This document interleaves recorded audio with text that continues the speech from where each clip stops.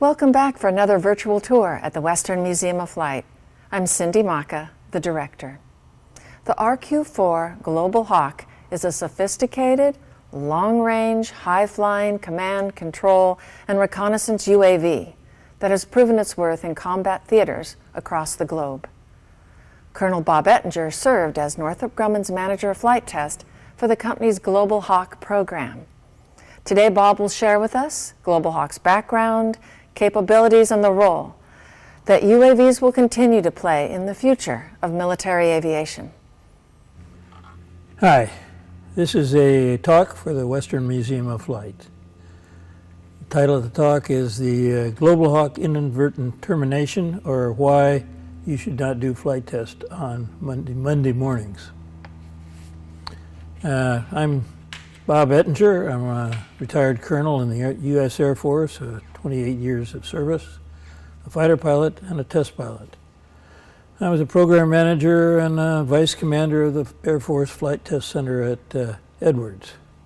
I was the first Air Force pilot to fly the full-scale development F-16 aircraft. And after the Air Force, 20 years in the aircraft industry, including Northrop Grumman. And for Northrop Grumman, I managed the flight test of the RQ-4A and B high-altitude, long-endurance, unmanned reconnaissance aircraft called Global Hawk. Now, Global Hawk is not your normal unmanned airplane.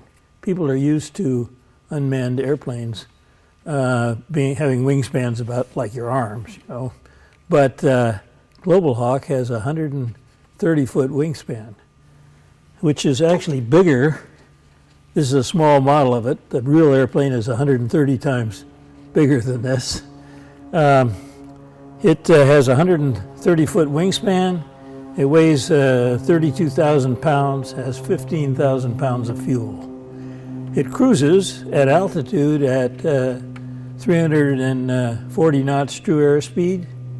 It climbs and flies above 60,000 feet, has 24 hours on station at 1,200 nautical miles away from its base, and can fly for a maximum of 35 hours. As a longtime test pilot and test manager, I inherently knew that it was dangerous to fly complex test missions on Monday mornings. There's a huge problem in scheduling all the different aspects of a test mission to make sure everything runs correctly. Things like control room, range time, range space, radio frequencies, satellite control frequencies, and the Global Hawk has 2 satellite links, and flight termination links. The other problem with an airplane like Global Hawk is it flies at very high altitude and covers a wide range of area. I'm going to talk a little bit about flight termination links. So with the advent of unmanned airplanes, there's a lot of concern about these airplanes deviating from their natural control.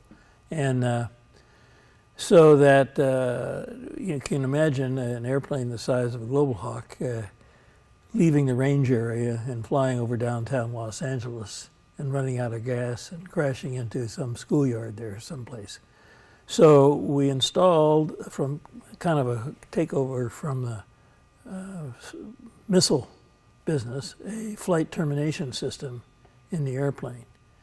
And there's a guy, a range control officer, sitting at a TV screen with a map on it. Shows exactly where the airplane is flying. And if the airplane's flying over a highway or over a city, he could delay terminating the airplane until it's over a clear area. And then when he's over a clear area, he pushes a button and the airplane either terminates its flight. In the case of the missiles, they blow it up. But in this case of Global Hawk, it cuts the power, turns the engine off, puts the stick full aft, and puts the in full aileron, and the airplane kind of spirals down to the ground. And in this clip, you can see it's doing that. The centrifugal force of the rolling and yawing airplane caused the fuel in the wings to burst out of the wing tips, and it leaves a nice contrail from each wingtip as the airplane circles to the ground. Very photogenic. I'm going to talk about Global Hawk number 3. It was the first Global Hawk with the sensor suite. The sensor suite is a multi-million-dollar piece of equipment. During the flight, they had on a Friday afternoon, or Friday during the day, the sensor failed during the flight. And we were scheduled to fly at Nellis Air Force Base in Nevada on the next week. And my boss said, add on a flight for Monday morning, and then we'll fix the sensor over the weekend and fly it before we go to Nellis. So we added on the flight and fixed the sensor over the weekend. But when we added on the flight, it was late on Friday afternoon. The scheduling complex at Edwards was worked, and all the things were reserved and set up. But there's an odd deal with flight termination frequencies. All of the flight termination frequencies for California were scheduled by a place at Point Mugu Naval Air Station in Oxnard. And all the range termination frequencies for Nevada, Utah, and New Mexico were scheduled by a place at Holloman Air Force Base in New Mexico. Normally, the leaders of these two groups get together to coordinate inter-range frequencies so that the two agencies don't have the same frequency in use at the same time. Because we added on late on Friday, that coordination did not happen. So on Monday, we had a normal takeoff. And we were climbing through about 20,000 feet when the flight termination light in the control room started blinking on and off, indicating the airplane was receiving a flight termination signal. And before we could figure out what had happened, what was going on, and solve the problem, the Global Hawk was terminated and it was lost. All right, so what we ought to understand is, why did this happen?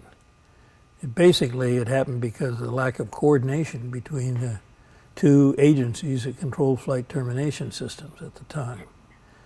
And Nellis Air Force Base was testing their flight termination system in preparation for our visit to their base next week, the following week.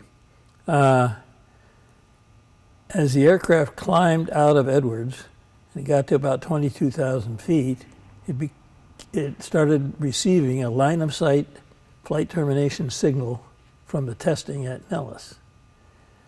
And so that testing actually terminated the airplane.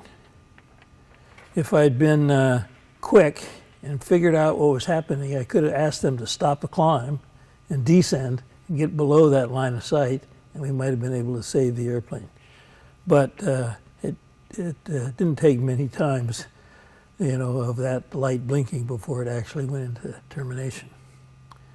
And the fix is, now there's a single agency for the entire United States that controls those flight termination frequencies.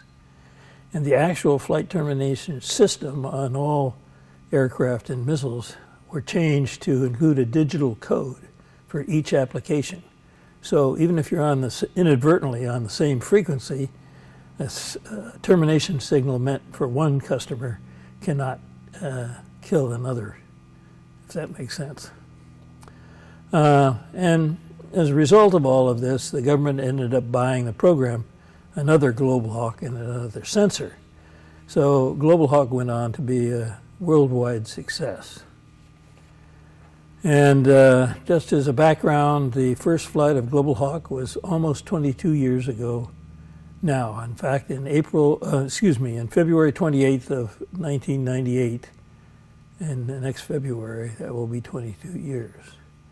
Since that time, There have been over 100 Global Hawks made, about 6 or 7 different versions of Global Hawk. Global Hawk has flown 250,000 hours, and there are about 10,000 combat missions have been flown by one Global Hawk or another. And thanks. I hope you enjoyed the talk.